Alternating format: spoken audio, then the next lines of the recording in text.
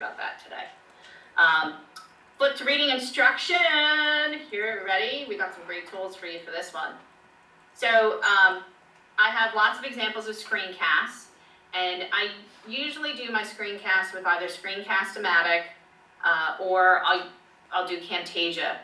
But Camtasia, you can get quite caught up into the video editing of it, and you have to be mindful of that when you're making your screencast. You don't want to get lost into the time suck of editing and jazzing it up. So like if I'm making a quick screencast at school, I'm using Screencast-O-Matic on my Windows and then uploading it to YouTube and then archiving it there on YouTube and then putting that link into Edpuzzle, the LMS, whatever it may be. So I got links here for you to check out, and it's not Hollywood quality, so you don't have to be. Of course, Google Docs is really important when you're thinking about managing workflow especially. And if you're not using Google Classroom, I really recommend that you do, because you can absolutely take out all the mess of organizing student files with that. How many of you are using Google Classroom? Are you using it? Give me a yes or a no. Yes. Okay, all right. And then hypertext and hyperdocs. Like if you want to check out Lisa Highfield's Hyperdoc Handbook, it is a great resource for how to customize your Google Docs to make them look really pretty, and changing the background color, using tables to enhance the visual design can also enhance students' learning, because we've conditioned them with the blank white page. So when you give them something that's not a blank white page or not a typical black and white worksheet, you're kind of hooking them in easily. And of course, docs can be used anywhere on a device. So, you can train your students to slow down their vertical scrolling by reading on smartphones.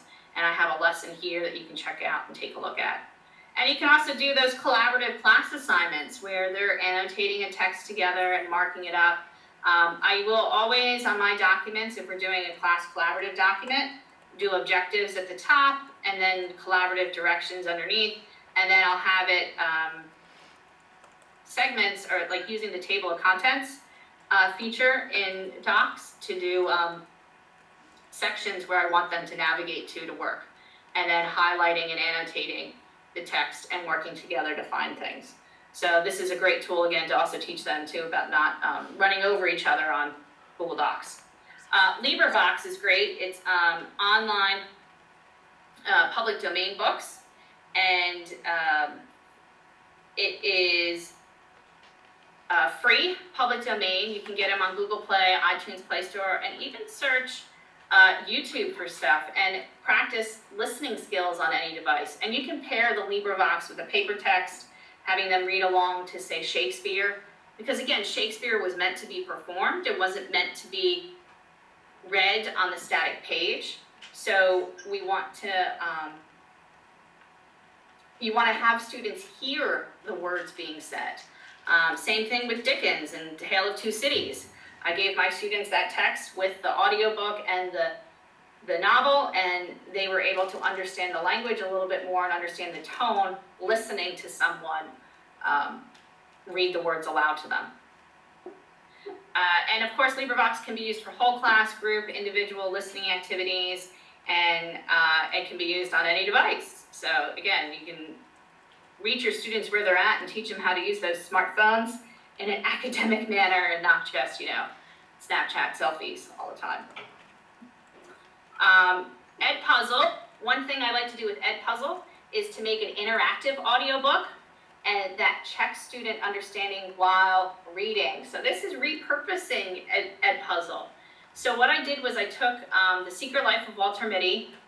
I did a little bit of movie magic. I found a version on YouTube that I liked, and I used Camtasia and ripped the audio from the YouTube and put it onto a video of my text of the story. But then each of the checkpoints in this lesson give the students the opportunity to turn and talk to their neighbor and answer the questions and annotate the text.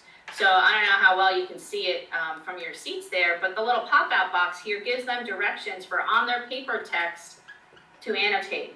And what my students will do is I'll have them team up with a buddy or a triple, and they'll each have their own Chromebook, they'll each have their own set of headphones, and they'll all be signed into Edpuzzle on their own, but they'll synchronize when they will start watching the video. And so they'll start watching together, and then the checkpoint will pop up at about the same time. They take their headphones off, they turn and talk, they read the directions. I may even give them topics to talk about for, say, 3 minutes. And then once that time is over, and once they've accomplished the tasks that are there and the directions, then they put the headphones on and hit play again and continue with the lesson. Just be mindful of this, like a 10-minute video can turn into a 30-minute, if not longer, lesson with the turn and talks and annotation pieces. So again, shorter videos are better. Book Track Classroom is great too, and this is a little different. This is a soundtrack for books, so it's not just the audio of like narration of someone reading the audiobook to you, it's also having layers of sound, like a movie soundtrack that goes with it. They have a studio version too, in which you can upload your own content and you can create your own book tracks, and they have an educational version that lets you manage the classroom. So you got read alouds you could do with students with Book Track Classroom, you can do a literature study, you can do narrative writing, you can also do informative and explanatory writing with them. Hey Kate, really quick, I just want to point out the 20-minute mark. Okay, we're flying. I know, how are we doing in the room, Jer? Everybody okay? Yeah, I told them to raise their hand and just shout out something if they need help, so they're good. Awesome, awesome. Like I said, I'm giving you everything here. If you want something more for flipped reading, for a great formative lesson, you can do insert learning, and this will turn any web page into a lesson in which you can insert your instruction, insights, discussion, and they have sample lessons. When you click on the link, it'll take you there. But this is what it'll look like on the page.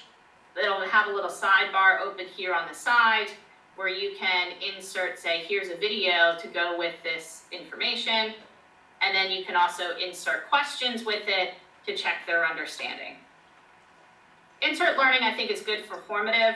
It does tie in with Google Classroom, which is nice, but my favorite tool for assessing reading is Actively Learn. And this is so wonderfully versatile. It's really not just reading, it's also writing, and it's also discussion within the text. So hopefully you guys are getting into that Actively Learn group that I made for you with the flipped learning, flipping the ELA. I do see, yay, there's people in there. Awesome. So I can follow along and see what you're up to, and if you answer the questions in Actively Learn, I will absolutely give you feedback and help you out with it. This is my favorite tool. They are wonderful to work with. They have a very versatile catalog. The workspace is good, and this is something that is the cornerstone of my classroom.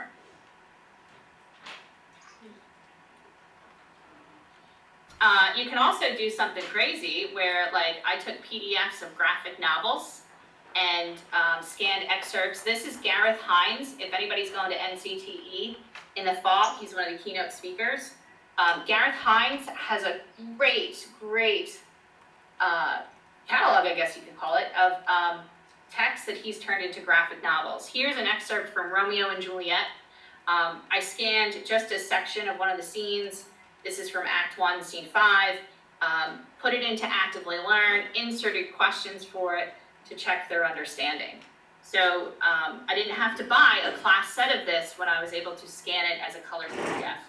So I always think about that too, like how can I hack and beat the budget by doing simple things like this. And I'm not publishing this on the web, so it's just for educational purposes, and I'm only using excerpts.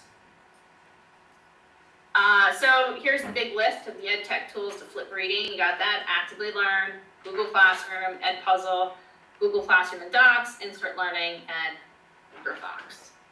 And again, use what tools and how it fits into the framework for you.